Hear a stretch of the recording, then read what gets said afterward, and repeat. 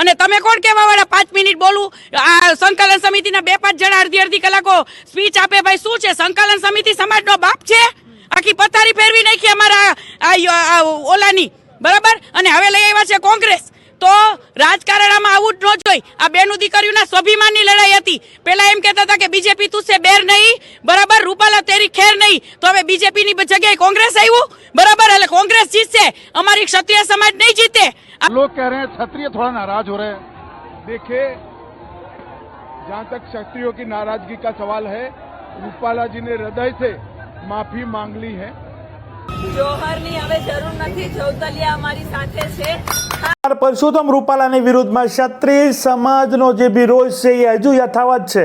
શું ક્ષત્રિય સમાજની મહિલાઓ ફોર્મ ભરશે કે કેમ? કેમ કે 300 થી 400 અપક્ષમાં ઉમેદવારી કરવાની વાત થઈ હતી, જે હવે લાગી રહ્યું નથી। અને પરસોત્તમ રૂપાલાની સામે પરેશ ધાનાણીએ પણ ફોર્મ ભરી દીધું છે। હવે જે બેલેટ પેપરથી ચૂંટણી થવાની હતી એ નહીં થાય અને ઈવીએમ મશીનથી ચૂંટણી થશે।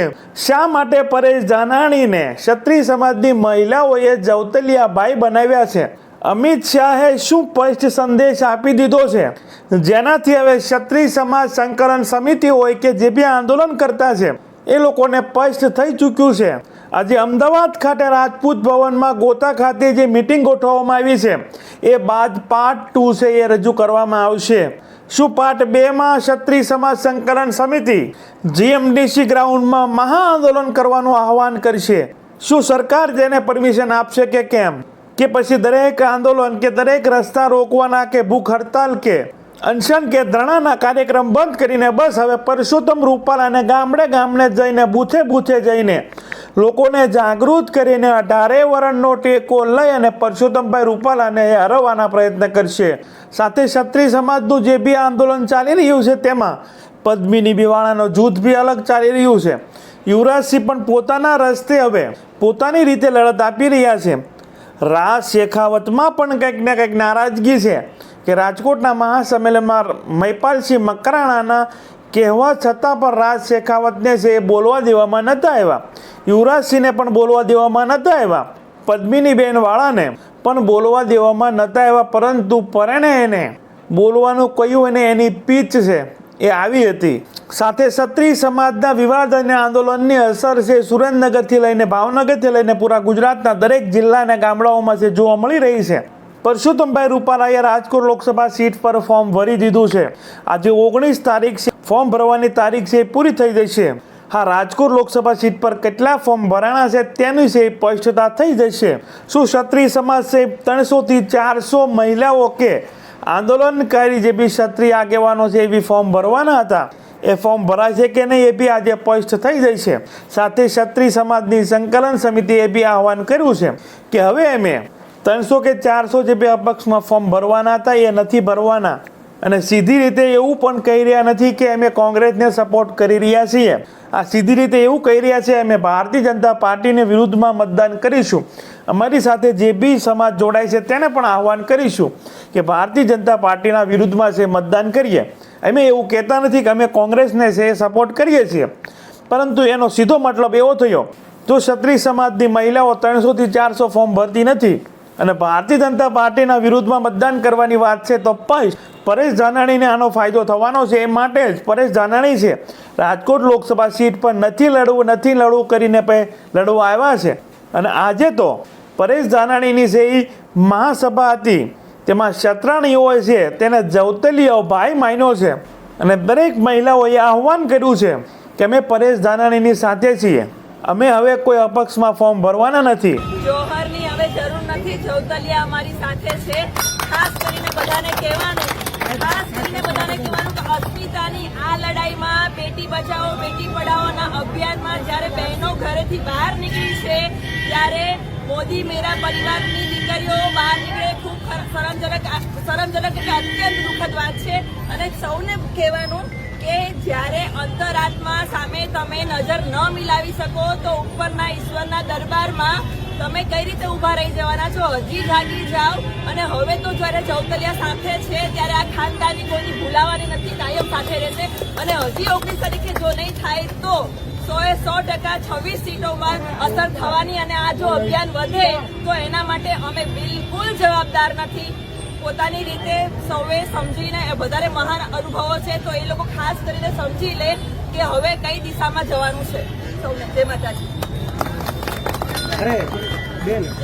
એક તરફ સંકલન સમિતિ કહી રહી છે કે ચૂંટણી પંચને નુકસાન થાય, અમે અત્યાર સુધી એટલા બધા રજવાડા આપ્યા દેશ માટે, અને દેશમાં જે ચૂંટણી ચાલી રહી છે એમાં અમે જો એટલા ફોર્મ ભરીશું અને ચૂંટણી પંચને તકલીફ પડે અને કદાચ રૂપાલાજીને પણ બેલેટ પેપરથી છે એ મતદાન થાય તો ફાયદો થાય એવું એને લાગી રહ્યું હોઈ શકે, જેનાથી હાલ પૂરતું છે અપક્ષમાં જે બી મહિલાઓ છે એ ફોર્મ ભરવાની હતી એ વાત છે એ આગળ નથી ચાલી રહી. હવે એવું લાગી રહ્યું છે કે પ્રેસ કોન્ફરન્સમાં આડકતરી રીતે કોંગ્રેસને ફાયદો કરાવવાનું પ્લાનિંગ છે એ ક્ષત્રિય સમાજ સંકલન સમિતિ છે એ જાહેરમાં કે પત્રકાર પરિષદમાં નહીં બોલે, પરંતુ ભાજપની વિરુદ્ધમાં અમે મતદાન કરાવીશું, અમે કોંગ્રેસને છે સપોર્ટ કરતા નથી, પહેલેથી કહી રહ્યા છે અમને મોદી સાથે કોઈ વાંધો નથી, અમને ભાજપ સાથે કોઈ વાંધો નથી, અમને વાંધો માત્ર ને માત્ર પરસોત્તમ રૂપાલા સાથે છે.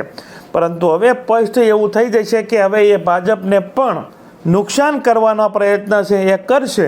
ગઈકાલે અમિત શાહે જે મહારેલી કરી હતી, રોડ શો કર્યો હતો, એ રોડ શોમાં પત્રકાર સવાલ પૂછે છે કે ક્ષત્રિય સમાજનું જે બી આંદોલન ચાલી રહ્યું છે તેના વિશે તમારું શું કહેવું છે? તો સ્પષ્ટ શબ્દોમાં અમિત શાહે એવું કહી દીધું કે એવું કંઈ આંદોલન ચાલી રહ્યું નથી, પરસોત્તમભાઈ રૂપાલાએ માફી માંગી લીધી છે, દરેક વાત સોલ્વ થઈ ગઈ છે. એટલે હાઈકમાન્ડ તરફથી સ્પષ્ટ મેસેજ કે પરસોત્તમભાઈ રૂપાલા પરત ફોર્મ ખેંચશે એવી કોઈ શક્યતા દેખાતી નથી. સાંભળો અમિત શાહે છે એ શું કહ્યું, જેનાથી સ્પષ્ટ સંદેશ મળી રહ્યો છે. 10 लाख का टारगेट दिया है, आपको कार्यकर्ताओं ने 10 लाख का टारगेट दिया है जिताने के लिए. कैसा कहेंगे गांधीनगर देख के ऐसा लगता? देखिए, जीत का मार्जिन तो जनता तय करती है, मगर उत्साह देखकर मैं इतना कह सकता हूं, हम गत चुनाव से बड़े बहुमत के साथ जीतने जा रहे हैं. आमतौर पे आप अपने हैं और पूरे देश का भ्रमण करते हैं. आज पहला और आखिरी दिन है, कल नामांकन करेंगे. मैं वोट डालने जरूर आऊंगा चुनाव के पहले. वोट डालने तो आप हर साल आते हैं, लेकिन सबसे महत्वपूर्ण सवाल ये उठ रहा है सर कि गुजरात में इस बार कैसा लग रहा है आपको फीसा? लोग कह रहे हैं क्षत्रिय थोड़ा नाराज हो रहे हैं. देखिए, जहाँ तक क्षत्रियों की नाराजगी का सवाल है, रूपाला जी ने हृदय से माफी मांग ली है. मैं मानता हूँ गुजरात में 26 की 26 सीटें भारतीय जनता पार्टी गत चुनाव से ज्यादा ही बहुमत के साथ जीती. અમિત શાહના ક્ષત્રિય સમાજના નિવેદન બાદ ક્ષત્રિય સમાજની મહિલાઓએ આજે પરેશ ધાનાણીની સામે આવી અને પરેશ ધાનાણીના છે નારા લગાવ્યા, પરેશ ધાનાણીને સપોર્ટ કરવાના નારા લગાડ્યા અને સ્પષ્ટ શબ્દોમાં છે સંકલન સમિતિએ હજી કહ્યું નથી. શક્યતાઓ દેખાઈ રહી છે કે હવે ક્ષત્રિય સમાજ છે કોંગ્રેસને ફાયદો કરવા તરફ જઈ રહી છે, પરંતુ ક્ષત્રિય સમાજની મહિલાઓએ પરેશ ધાનાણીને સાથે લઈને શું કહ્યું તમે સાંભળો.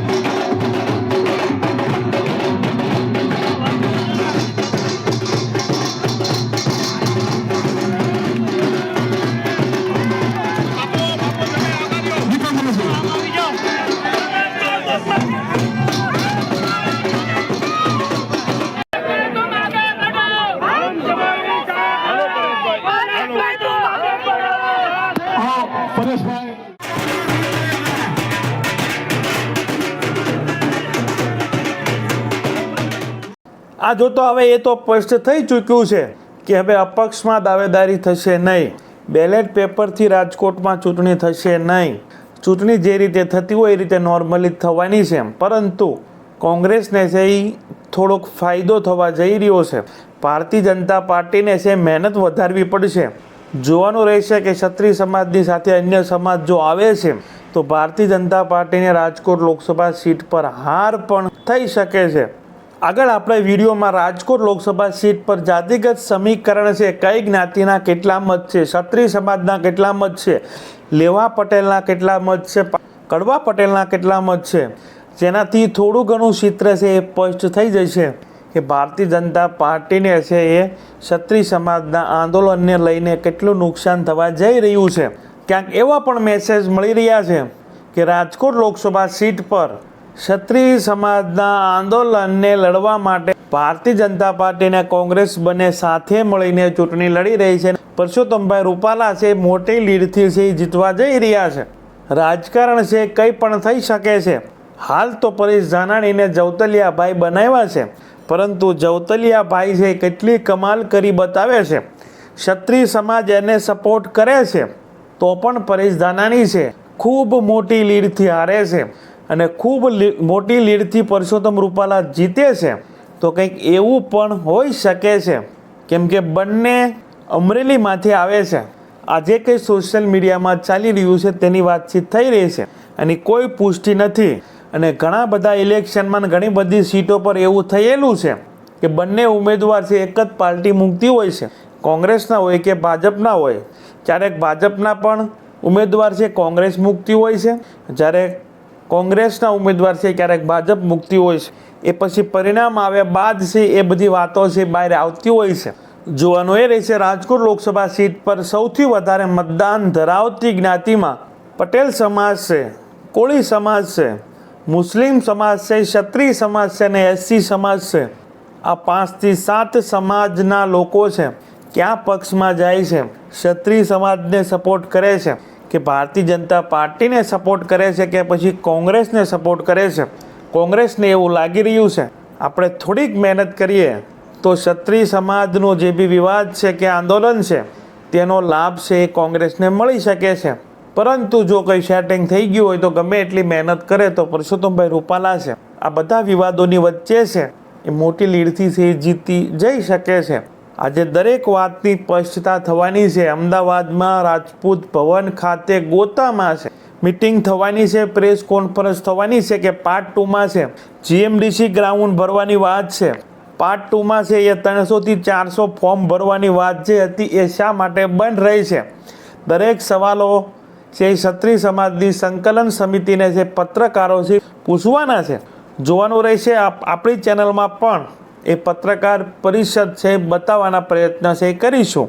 પત્રકારોને જે લાગી રહ્યું છે અને મને પણ જે લાગી રહ્યું છે કે હવે કોઈ આંદોલન કે કોઈ જીએમડીસી ગ્રાઉન્ડ જે રીતે રાજકોટમાં રતનપુરમાં જે લાખો ક્ષત્રિયો ભેગા થયા હતા એવા કોઈ કાર્યક્રમો થશે નહીં. કદાચ એની પરમિશન પણ આપવામાં આવશે નહીં. એક તરફ એવી પણ વાત મળી રહી છે કે નરેન્દ્ર મોદી 21 કે 22 તારીખે ગુજરાતમાં પ્રસારના શ્રી ગણેશ કરી રહ્યા છે, એ બી રાજકોટથી કરી રહ્યા છે. એ પહેલાં છે બધું સુલેહ થઈ જશે, બધું સમાધાન થઈ જશે. એક એવી પણ વાત ચાલી રહી છે. એક અમિત શાહનું જે બી કાલનું નિવેદન આવ્યું છે એ ઉપર એવું સ્પષ્ટ લાગી રહ્યું છે કે ભારતીય જનતા પાર્ટી હવે ક્ષત્રિય સમાજના આંદોલન પર કોઈ વાત કરવા માંગતી જ નથી. બસ આપણે પ્રસારમાં ધ્યાન રાખો, બોલવામાં ધ્યાન રાખો, કોઈ સમાજની છે લાગણી ન દુભાય તેનું ધ્યાન રાખો અને આપણે આપણું મિશન છે 400+ તેના પર ફોકસ કરો એવું પણ લાગી રહ્યું છે. અને એક તરફ છે ગુજરાતના પત્રકારો એવી પણ વાત કરી રહ્યા છે કાલે સાંજ સુધીમાં કે કાલે બપોર સુધીમાં છે સમાધાન થઈ જશે, સુખદ અંત આવી જશે. પરસોત્તમભાઈ રૂપાલા પણ લડશે, ક્ષત્રિય સમાજ પણ માની જશે, સમાધાન પણ થઈ જશે. આ દરેક વાત પર તમારું શું કહેવું છે? તમારા વિચારો છે એ જરૂર કમેન્ટ બોક્સમાં છે રજૂ કરજો. સંકલન સમિતિ છે કોણ? સમાજે થોડું સંકલન સમિતિને હક આપ્યો છે કે તમે આમ કરો કે તેમ કરો. ટાઈમ ઉપર ટાઈમ જ આપ્યા. સંકલન સમિતિ હવે શું કરે છે ને હું નિર્ણય લેવા જોવા આવી છું કે સંકલન સમિતિને જો હકીકતની લડાઈ આપી હોત તો 16 તારીખે રૂપાલાભાઈને ફોર્મ ભરવા દેવામાં ન આવત. એ તો બધું ઠંડુ પાડી દીધું. આટલું મોટું મહાસંમેલન યોજ્યું. મારા ક્ષત્રિય સમાજના ભાઈઓને અમે બહેનો આપણી જીત જ થઈ છે. હું મેસેજ કહેવા માંગુ છું કે મારા ભાઈઓ ત્યાં ભૂખા તરસા જે આવ્યા હતા ને એ અમારા બહેનો દીકરીઓ માટે આવ્યા હતા, નહીં કે સંકલન સમિતિ માટે કોઈ આવ્યું હતું. સંકલન સમિતિને એમ હોય ને કે અમારી માટે આવ્યું હતું તો ભૂલી જાજો. આ તો અમારા બહેનો દીકરીઓની લડાઈ માટે આવ્યા હતા ત્યાં અને આખા ક્ષત્રિય સમાજને ગુમરાહ કર્યો. પત્નીને ભાઈ એકલા લડશે હવે આગળ? જી ના, હું શું કામ ભાઈ એકલી? બરાબર એકલી શું? એ લોકોને તો કરું તો મને એકલી તો પાડવી હતી. બરાબર અમારી લડાઈ જે છે હજી આગળ જોશું અમે શું કરું કે શું નહીં કરીએ, પણ જે હકીકતની લડાઈ હતી એ પૂરી થઈ ગઈ. જે અમારે આંદોલન કરવું હતું એ ટાઈમ વયો ગયો. આજે ફોર્મ ભરાઈ ગયો. કાયદા કાનૂન એટલા કડક છે. મારા ભાઈઓને હું કોઈને એવા ઉશ્કેરાવીશ નહીં કે કાલ સવારે એને હેરાન થવું પડે. ક્ષત્રિય સમાજ કોની સાથે છે હવે? એ ક્ષત્રિય સમાજને જોવાનું છે. હવે કઈ રીતનું આંદોલન રહેશે? હવે એનું આંદોલન એટલું જ રહેશે કે આગળ જોવા જઈએ તો આ લોકો હવે કોંગ્રેસ ભાજપ સામે સામે આવી ગઈ છે. હવે આમાં બેનું દીકરીનું કઈ રહ્યું જ નથી. હવે તો આમાં રાજકારણ આવી ગયું. બરાબર છે. આપ માનો છો કે આંદોલન હવે પૂર્ણતાના આરે છે? હવે તો હું જઈને અંદર પ્રશ્ન કરું છે કે શું કરવાનું છે. અંદર સમાધાનની વાત થશે તો સમાધાન તો આજે નહીં ને. હવે એ તો સમાધાનની કોણ કે છે સમાધાન? વાત થાય તો રેડી છે સમાજ? ના, સમાજ તો આજે પણ રેડી નથી, કાલ પણ રેડી નતો ને. પણ સમાજ હવે હેરાન થઈ ગયો છે. સમાજને હેરાન કરી નાખ્યો, ગુમરાહ કરી નાખ્યો. સમાજ હવે કોઈ રસ્તે જઈ શકે એમ નથી. બરાબર છે. આજે કાયદા કાનૂન એટલા કડક છે કે અત્યારે હું મારા ભાઈઓને એમ કહી શકું એમ નથી કે આંદોલનમાં નીકળો. બરાબર છે. આજે કલમ કાયદાની બહુ મોટી છે અને એ હું કોઈને હાથમાં લેવા નથી માંગતી અને હું કોઈને કાયદાનો અભંગ કરો, કોઈ ઓલું કરો, એ પણ હું કોઈને સલાહ નહીં દઉં. આ કઈ મૂવી છે? આ મૂવી છે પાર્ટ 1 ને પાર્ટ 2. આ મૂવી છે. બરાબર. આ સમાજને ગુમરાહ કરી નાખ્યો આ લોકો. આ મૂવી થોડી છે. તો પાર્ટ 2 ને પાર્ટ 1 કરતા હતા. ક્યાં ગયો પાર્ટ 2 તમારો? અને ઓલા તૃપ્તિબા ક્ષત્રિયાનો ઇતિહાસ રચશે. 350 ફોર્મ ભર્યા ફોર્મ કહીએ શું થયું? કાઈ ન થયું. બરાબર. અમે રાજકોટના હતા મેન તો અમને કોઈ સંકલન સમિતિ વાળા એક ફોન પણ નથી કર્યો કે તમે આમ કે તેમ ફલાણું કે ઠીકડું. આજે પત્નીની બાને ઇન્વિટેશન આપવામાં આવ્યું હતું? જી ના, મને કોઈ સંકલન સમિતિ તરફથી ઇન્વિટેશન નતું આપવામાં આવ્યું. મને પીટી જાડેજાએ ફોન કર્યો હતો અને પીટી જાડેજા ત્યાં એમ કહેતા હતા કે સંકલન સમિતિ સારી નથી, સંકલન સમિતિ પણ બોલવા નથી દેતી. સંકલન સમિતિમાં હું છું પણ નહીં, ખાલી હું રૂપાલાભાઈના ઓપરેશન સુધી સંકલન સમિતિમાં છું. તો અત્યારે પીટી મામા અહીંયા શું કરે છે? અચ્છા, સંકલન સમિતિ અને ક્ષત્રિય સમાજના આગેવાનો હવે અલગ અલગ છે. જયચંદ કોણ છે? હવે એ તો ભગવાનને ખબર, કુદરતને ખબર, પણ આંદોલન તો અમારું તોડ્યું જ છે. એ બધાને દેખાય જ છે. ટાઈમ જ નીકાળ્યો ટાઈમ ઉપર ટાઈમ. આંદોલનમાં મતલબ અત્યારે બેઠકોનો સમય છે. આપને લાગે છે કે બેઠકો કરવી જોઈએ કે પછી એક્શનમાં આવવું જોઈએ? એક્શન જ લેવી જોઈએ ને. એક્શન લેવાનો ટાઈમ નીકળી ગયો. આંદોલન 24 કલાક 48 કલાકનું હોવો જોઈએ. જેને રિઝલ્ટ લેવું જોઈએ એ 24 કલાક 48 કલાકનું આંદોલન હોય, નહીં કે આટલો ટાઈમ નીકાળવાનો. 16 તારીખે ફોર્મ જ શું કામ ભરવા દીધું? સંકલન સમિતિ.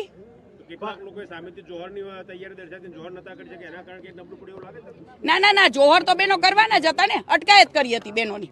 બેનો જોહર કરતી. બેનોને હું ઓળખું છું. બરાબર જી. હવે એ તો ખબર નહીં. એ જ નથી વિચાર આવતો. પેલા એવા નારા લગાડતા હતા કે બીજેપી તુજસે બેર નહીં, રૂપાલા તેરી ખેર નહીં. તો હવે કોંગ્રેસ નું આવી ગયું. બરાબર. તો શું ખીચડી શું પકાવે છે? અચ્છા, પત્નીની બા આજે કોઈ મોટો ધડાકો કરવાના હતા, પોતાની રણનીતિ આપવાના હતા, કાલે વાત થઈ હતી. પછી હું કહીશ. હવે હું અંદર જઈને